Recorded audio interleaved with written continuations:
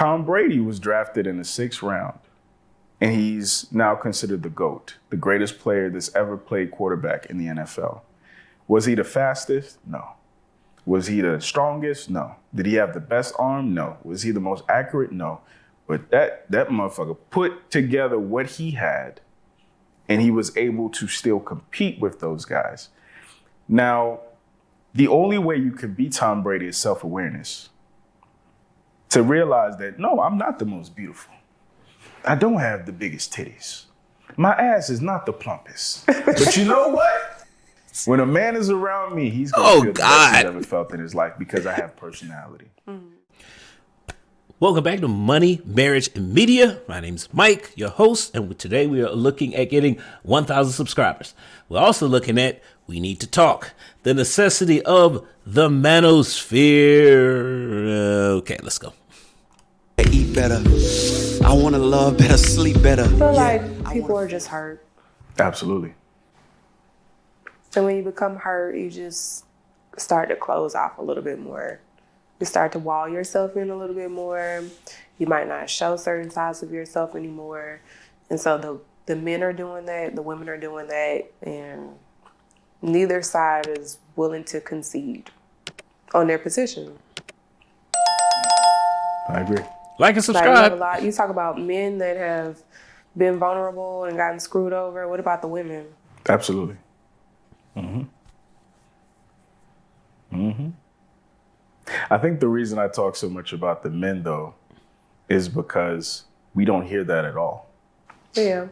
We don't see that represented in movies. We don't see that in television, radio, right? So at least, and then one of the things that I really admire about women is that women have the ability to form community in a way that men don't. What you mean? Like, women are kind of socialized to be emotionally vulnerable and authentic with one another, right? Like, girl time, shit like that. Whereas dudes, we're socialized to be warriors. So we get praised for, how strong we are in reference to other men. Well, there's a reason for that. It's because, as men, we carry the burden of running society. You don't get a chance to take, like, the ability that he's talking about. That's a luxury. And when you're responsible for building the world around everyone else, you don't have that luxury. Now, I know it seems kind of, it seems kind of grandiose, right? Because the average man is not doing that. But it still doesn't take it away. Is that our gender is charged with making sure the world continues to run at its current pace. That doesn't leave a lot of time for, social behaviors, or should I say, development in social behaviors. No, we need you to go out and be the warriors. So how much we can endure and, keep on moving. Unfortunately, I think Black women especially, because of a lot of our traumas, are turning into men in that way, being rewarded for how much you can bear and how strong you are as a woman, which I'm completely against. But I think women in their natural state, they provide each other a catharsis that men don't. Like, niggas ain't sitting there, all right, bro, tell me what she did this time. I was going to ask if y'all do that. No, y'all don't get together and have brunch and talk about these girls out here? We should. We should. Y'all should. We should. But and I think, despite some of my qualms with like the online community and shit like that, I think for a lot of men, that's what it is. That is their opportunity to let their head down. Exactly. And you know what I'm saying? And be. The problem is, look what happens to that, is that you immediately get you get labeled as with all the shaming language. Small D energy, he's insecure, misogynistic, toxic masculinity, all these negative shaming terms. So it makes you, a lot of times what happens is that it breeds a lot of resentment from the men. Let's just leave it at that. Is it warranted? Well, okay, we're just gonna leave it there. Bonded with other men who are similarly just trying to figure life out. And a big part of us figuring life out is figuring y'all out. So we gonna bond. You gonna see a Muslim brother, tall brother, short brother, light skin, dark skin. The one thing that they're gonna have in common is, man, these hoes. Sometimes, man, my wife this, my girlfriend that. Yeah. You know, so it's a beautiful thing. But like, I think that's where we can take notes from y'all for sure. You should. We're trying, and that's why I'm trying to bring balance to this conversation. Instead of just talking about women or talking at women, I want to talk to women. Makes sense. Do you feel like that's why so many of you received Kevin Samuel so well? Like, he gave y'all a platform to congregate and talk about these women, or put women down, actually, in some cases. I think Kevin Samuels was black men's anger translator. A black man's anger translator. Anger translator. Okay. I think, for better or worse, he was the first time we saw a black man in the mainstream saying, you know what? Some of these hoes ain't shit too. Because we see a lot of that on the female side. And we've kind of gotten used to just taking it. And I think for a lot of men, what he represented was, okay, I'm not always the problem as a man. I'm not the only it's not just toxic masculinity. There's also toxic femininity. And also, these motherfuckers don't know what they want. I want a man who is making $800,000 a year, but I want him to be home to take the kids to school. He's running a multi-million-dollar company, but I want him at every single recital, and I want him to be rubbing my back and to help me cook and this and that. It's like, in real life, you have to pick a struggle. Yeah. Right? I agree. And then the worst part is, and I think this is why he became famous, the average at best thing. If I want to make it to the league, I got to figure out, okay, the average NFL player in my position, how fast does he run? How tall is he? How much does he weigh? How much does he bench? What's his shuttle time? What's his vert? I have to figure those things out and compare myself accordingly and figure out where I need to improve. Unfortunately, the message women receive from media is that you deserve anything and everything, and you shouldn't have to compare. So it don't matter that you are, according to Kevin Samuels, a 4. You deserve a 1% man. And he should see the value. Forget Iman and all these supermodels. Forget them. I am the best woman that you can ever hope for. Even though when it comes to what men value, you might not rank that high. So I think he was famous, or he blew up so much because he was telling women, hey, be realistic. I agree. Be realistic. And it's not even, this is what I've added to it, right? I'm not saying that you can't get that dude. I'm just saying, instead of thinking that you're Michael Vick, maybe try to be Tom Brady. What do I mean by that? Michael Vick came out running fast. He's one of those naturally gifted people.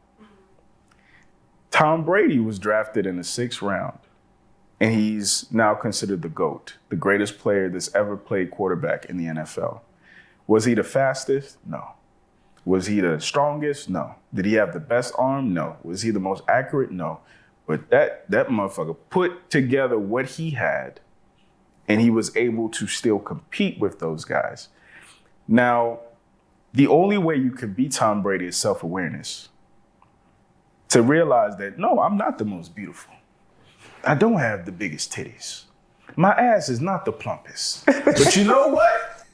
When a man is around me, he's going to feel the best he's ever felt in his life, because I have personality, because I know how to communicate well, because I'm accountable, because this. So I think the greater message Kevin Samuels was trying to get across was, first be not just realistic, but self-aware. And after you're self-aware, you know where you need to improve on. And if you can improve on those things, you can definitely knock these IG models out the water, because all they have is that.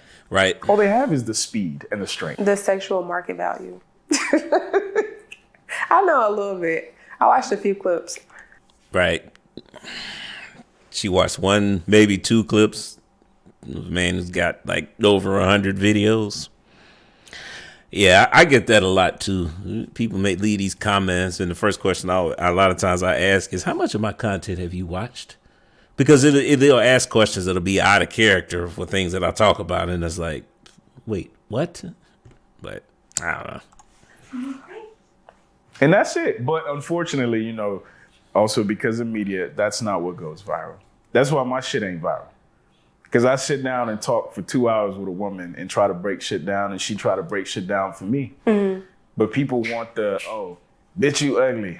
Yeah. That's why you ain't got nobody. Yeah. Well, nigga, your dick small. And that's why you ain't got, you know what I mean? Okay. Let's go ahead and summarize this, and we're going to put it back. Right there. Okay. All right. So what we have going on here is we need to address a couple things.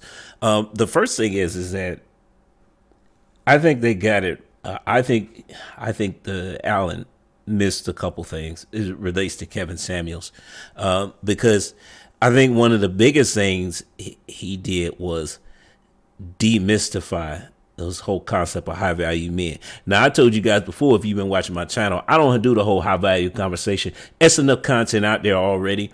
My focus is everyday people, average people. But you know, one of the talking points that I took from Kevin Samuels is that, you know, high value men look for 6 things in women, right? Fit, feminine, friendly, cooperative, submissive, childless, right? So how does that relate to average men? Well, average men will usually take 3 to 4 out of the 6. I see a lot of women miss that part of the conversation because they so focused on, well, he's just rude. Why he talk to her like that? And of course, usually after the women like verbally abuse Kevin, and then he got to, you know, but that's neither here nor there. The point is, the main talking point here is that how does that relate to this video and what this woman is talking about with the host, Allen? Well, he said it. A lot of times you have to work with what you have, right? Especially when you're talking about versus an Instagram model who has, you know, all these guys' attention. But the thing there is that 3 out of the 4 categories.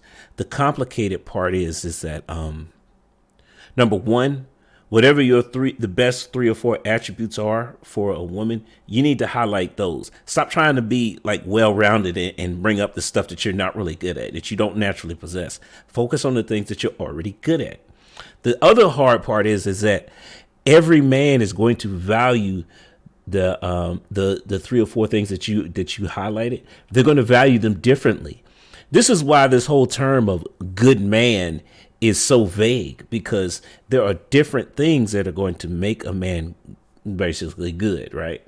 So what the hard part is that you have to find a man who values the 3 or 4 things that you stand out with. That's how you're going to gain that man's attention, right?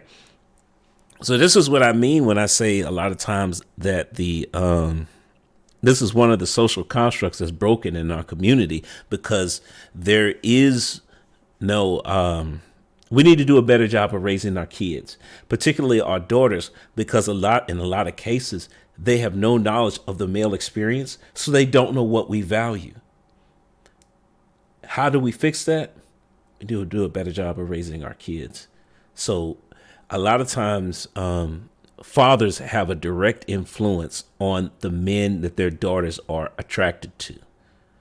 See, we already know that women make terrible selectors of mates when it comes to long-term relationships. Prime example is the divorce rate. Most of these divorces are filed by women. Why? Because they're unhappy. Now, a lot of times, we stop the data points. Well, women start all these divorces. Yeah, but why are they getting divorced? So we got to address that, right? And it's mostly because they just picked the wrong guy. And then it takes them a couple years and they finally realize that statistically it's usually less than 5. And they figured out, oh my God, this dude is terrible. I got to get out of this. I need to break this long-term contract that I signed and this commitment that I made in front of God. It's that bad. I can't deal with this. I'm done. Yes, because it's plain. It's obvious to me that you're trying to make it work with the wrong guy. So the question I always ask is, who vetted that man for you? Again, the vetting process is broken. But look, guys, we're getting way off topic here. This is a great video. The reason why I keep coming back to We Need to Talk is because the host, Alan, he has a lot of high-level conversations, right? High-level conversations, for those of you who are new here, these are the things that we need to have more of so that we're not stuck in the gender war, because it's dumb. At the end of the day, we still need each other. So we need to start breaking these things down so that we can address both sides, because without that, we're never going to rebuild anything. But this is a great conversation. Guys, go check out the videos. Go check out the channel. We Need to Talk. I'm going to say goes to the next time. Peace.